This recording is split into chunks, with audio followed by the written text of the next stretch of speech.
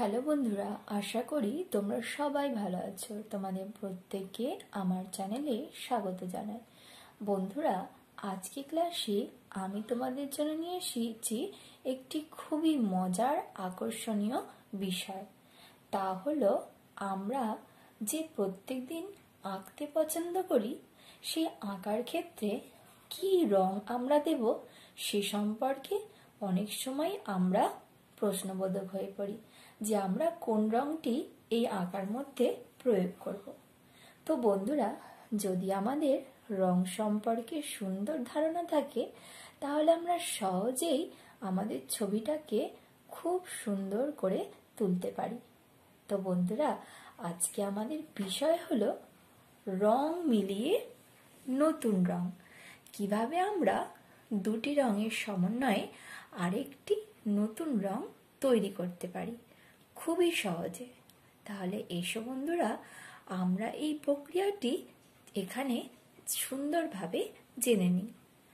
দুটো রং মিলিয়ে হয় আরও একটা নতুন রং। যেমন প্রথমেই আমরা দেখতে পাচ্ছি এটা কি রং? লাল, আর পাশে আছে হলুদ। তাহলে আমরা যদি লাল আর হলুদ রং মিশিয়ে দিই, তাহলে তার থেকে যে নতুন রংটি তৈরি হবে তা হলো কমলা রং।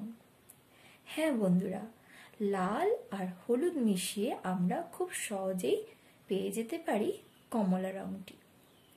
তাহলে পরের রংটি আমরা দেখি নীল। এখানে আমরা দেখতে পাচ্ছি নীল রং, আর এদিকে আমরা দেখতে পাচ্ছি লাল রং।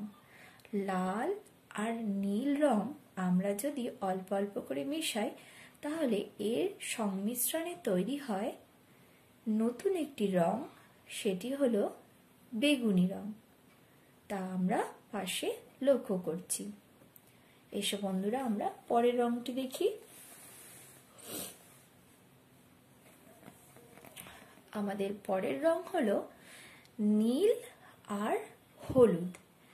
নীল আর হলুদ রঙের সংমিশ্রণে আমরা যে রংটি পেয়ে যাব সেটি হলো সবুজ। হ্যাঁ বন্ধুরা, খুব সহজেই যদি আমরা হাতের কাছে সবুজ রং না পাই, তাহলে হলুদ আর নীলের মিশ্রণে আমরা তৈরি করে নিতে পারি সবুজ রং। পরের যে রংটি আমরা দেখছি কালো আর সাদা। তাহলে বন্ধুরা, এই দুটির মিশ্রণে আমরা যে রংটি পাই সেই রংটি আমরা প্রায়ই খুঁজে পাই না। তা হলো ধূসর রং। কালোর সাথে একটু ধূসর রং সাদা রং মিশালেই আমরা পেয়ে যাব ধূসর রং। পরের যে রংটি হলো, সেই রঙের ছকে আমরা দেখতে পাচ্ছি সবুজ আর লাল। সবুজ আর লাল যদি আমরা সংমিশ্রণ করি, তাহলে আমরা যে নতুন রংটি পাই সেটি হলো খয়েরি। হ্যাঁ বন্ধুরা, তাহলে আমরা প্রত্যেকে দেখতে পাচ্ছি এখানে ছকের মাধ্যমে খুব সহজেই কিভাবে আমরা একটি নতুন রং দুটি রঙের মিশ্রণে তৈরি করে নিতে পারি।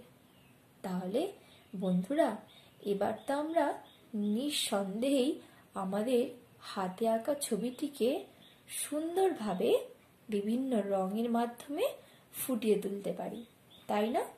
তাহলে যদি তোমাদের আজকের ক্লাসটি ভালো লেগে থাকে, তাহলে অবশ্যই আমার ভিডিওটিকে একটি লাইক এবং শেয়ার করবে, সাবস্ক্রাইব করবে আমার চ্যানেলটিকেও, সঙ্গে বেল আইকনটিকেও প্রেস করে দিবে, যাতে আমার চ্যানেলের সমস্ত তথ্য তোমরা সরাসরি পেয়ে থাকো। ধন্যবাদ সবাইকে।